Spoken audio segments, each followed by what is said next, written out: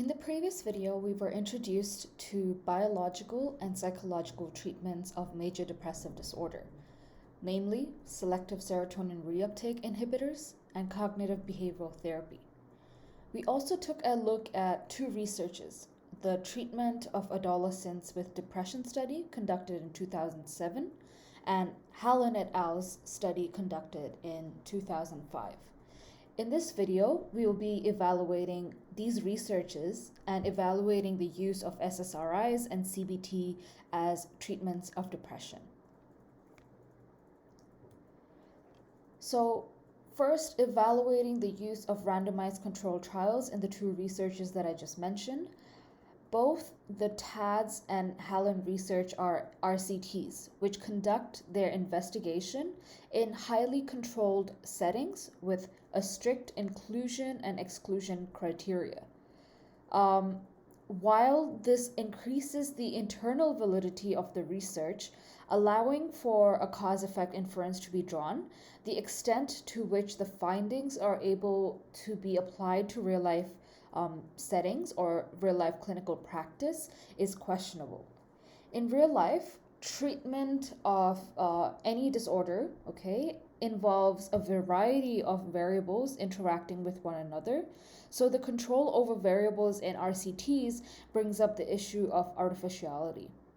Although RCTs attempt at controlling extraneous variables within a research, across researches, there are differences such as the operationalization of outcome measures, some studies investigate response rates and others remission rates and others relapse rates. So there isn't necessarily kind of a consistency, right? So you need to look at several different researches to establish the effectiveness and not rely on just one research in isolation to inform your understanding of the effectiveness of a specific treatment. Furthermore, statistical analysis or statistical significance drawn from an RCT does not mean clinical significance. What is established through clinical trials are the efficacy of a treatment, which is the extent to which it is effective in a controlled experimental setting. And efficacy does not fully equate to the effectiveness of treatment in real life. So again, we need to be cautious in applying our understanding of the effectiveness of a treatment in controlled experimental settings and that when compared to real-life clinical practice. RCTs also don't inform us of the exact mechanisms of change involved, So we cannot be sure of whether it is the nature of the therapy or the factors such as the therapeutic alliance that is causing the improvement, Having said that, the value of RCTs cannot be ignored. Rather, a combination of research conducted with different participants, different outcome measures, different measures of depression, different research methods should be considered in establishing an understanding of the overall effectiveness of treatment. And this is where the value of meta-analysis is really emphasized. So biological treatments and their strengths and limitations, antidepressants like SSRIs are effective in alleviating symptoms of depression, and this can be especially useful for those who are suffering from severe symptoms of depression. This could also bring these individuals to a position where they are able to engage more actively in psychological treatments such as CBT. Andrews et al. In 2015 conducted a meta-analysis that focuses on counter-arguments for SSRIs, and they argue that although SSRIs and other antidepressants increase extracellular serotonin, within minutes to hours of the first dose that is administered, the effects of the treatment are only seen later on. So there is a treatment delay. So, wherein that basically means that the symptoms don't improve until a few weeks into the treatment. Okay, there's no immediate improvement that is observed. Um, so, the researchers then claim that SSRIs disrupt the homeostasis in the body, okay, which initially worsens symptoms, okay, and the improvement that we see a few weeks in is kind of the body pushing back and trying to restore homeostasis in the body, okay, which is what then improves mood or increases energy that is observed in the participants, okay, or in the clients or patients. So the exact mechanism isn't clear, which is also supported by evidence of animal models, okay. Neonatal exposure to SSRIs have also been seen to cause depressive symptoms in adult rodents, okay? So what SSRIs do is increase level of serotonin, and if that is causing depressive symptoms in animal models, then we can't be completely conclusive in our understanding of what levels of serotonin are optimal for the body, okay? And at what point does that cause depression or improve depression? While SSRIs influence the functioning of only one neurotransmitter, reducing the side effects experienced when compared to other antidepressants that influence multiple neurotransmitters, it can cause an individual to develop a dependence on that medication.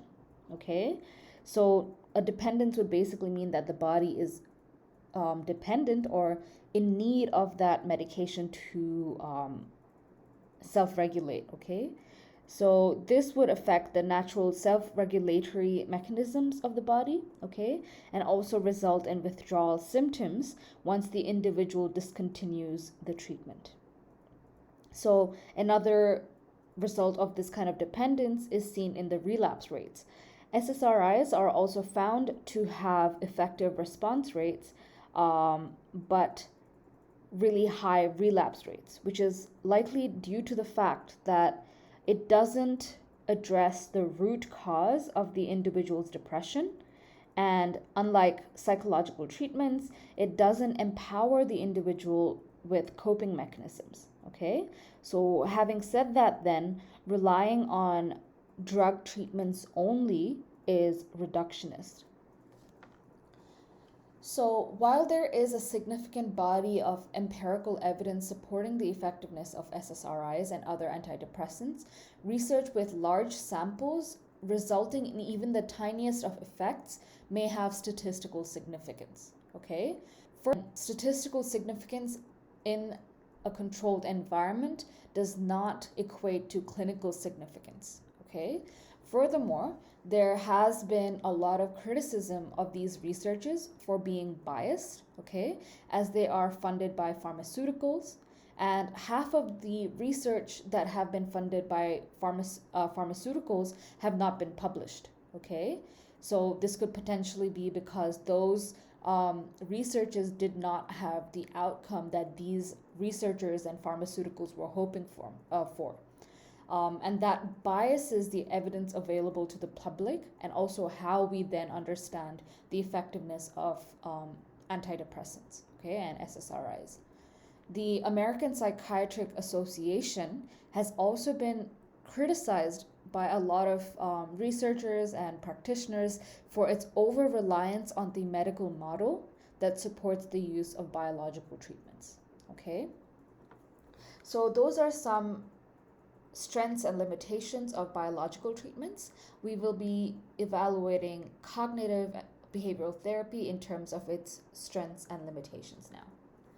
So CBT has both good response rates and relapse rates.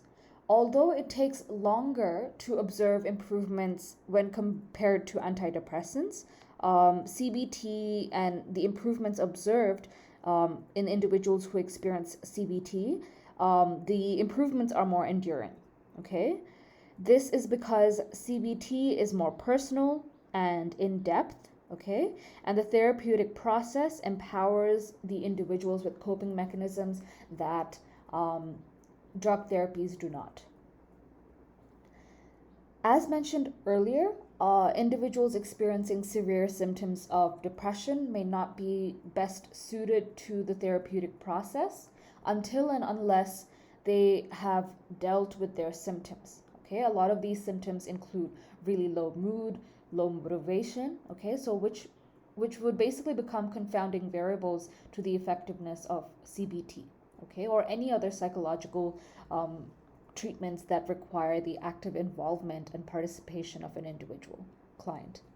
So in this case, a combination of drug therapy and CBT may be necessary, okay, so that the symptoms are first dealt with and the participant, or the client rather, is in a position to actively participate in the therapeutic process, okay. CBT has also been criticized for focusing only on specific aspects of the individual rather than the whole individual, and emphasizing on thoughts instead of really understanding the past experiences of the individual. Okay, it is also unclear whether faulty thinking patterns cause depression or whether they are symptoms and products of being depressed. Okay, so there is a bidirectional ambiguity between faulty thinking patterns and depression and its symptoms. CBT, like drug treatments, also have a significant body of research, as it is more structured and measurable when compared to other therapies. Okay, the fact that there are a lot more researches conducted on CBT tends to bias people into believing that it is the most effective approach to psychotherapy. There have been numerous meta-analyses comparing CBT to other approaches of therapy, okay? And they have found that they all have similar effectiveness, okay? So it is likely then that rather than the nature and elements of that specific therapeutic approach itself, there are other variables such as the therapeutic alliance, the client's motivation, therapist's skill set, and mastery that influence the effectiveness of a specific therapeutic approach. Okay, Benin and Schindler found that clients who liked their therapist at the initial session, okay, of the therapeutic process reported more improvements towards the end of the process. So then again, the fondness towards your therapist again can be another variable that influences the effectiveness of the therapy instead of the therapy itself. Another drawback of CBT research is that it overgeneralizes treatment efficacy, again, to real life clinical practice. Just to remind you, efficacy is the effectiveness of a treatment within controlled experimental conditions, okay? So even though CBT research is able to establish that in these controlled settings, it does not necessarily have to apply to, all individuals and to all clinical practice, okay? It is far too simplistic to assume that CBT will be effective for all individual differences, all individuals regardless of their differences, okay? Another point that Joanne brought up in her EE is the argument that specific treatments are effective for specific disorders. This argument is, again, simplistic, okay? So to assume that CBT is effective for depression is too simplistic, okay? Because there are other approaches, and also just kind of going back to our discussion of factors that influence diagnosis, our distinction between different categories of disorders is based on what is observed, okay, and not the underlying causes of it, which results in a lot of overlaps between different disorders, okay? So this argument then reduces treatment effectiveness to the reduction of symptoms of a specific disorder, okay, which doesn't necessarily mean that the cause has been addressed. While this is the case, as a counselor myself, I can vouch for the field of therapists, psychologists, counselors, even psychiatrists, that they, today, most therapists or psychologists approach therapy and the therapeutic process in an eclectic or integrated manner, which basically means that they're not only relying on one treatment approach like CBT, rather that they have different treatment approaches, okay? And based on their understanding of the client that they're working with, they then decide which approach or which elements of different treatments might best suit that individual. Okay, so the conceptualization and understanding of the cause of the mental health issue or the mental health disorder is definitely factored into deciding which treatment is most appropriate, and also if there are specific parts of a treatment that would be most appropriate for the individual. Okay, so this could mean that we use cognitive restructuring from CBT, then we use the empty chair from Gestalt therapy. So different techniques can be integrated in a therapeutic alliance and the therapeutic process for a specific client. Okay, so here again, that reinforces the idea that, or the drawback that how research approaches the understanding of the effectiveness of therapy is very different from how therapy and treatment is practiced in real life clinical settings. Okay, so this is basically the rundown of the strengths and limitations of research in the field, and also of specific treatments that we looked at, which is SSRI and CBT. So hopefully you are able to integrate your own evaluations that you've done so far, okay, with these, and kind of add points that you might have missed out or might not have understood, okay, and have a good understanding of the effectiveness of treatment, okay, and be able to basically argue that in your essays, but also understand that for your own real life experiences, okay.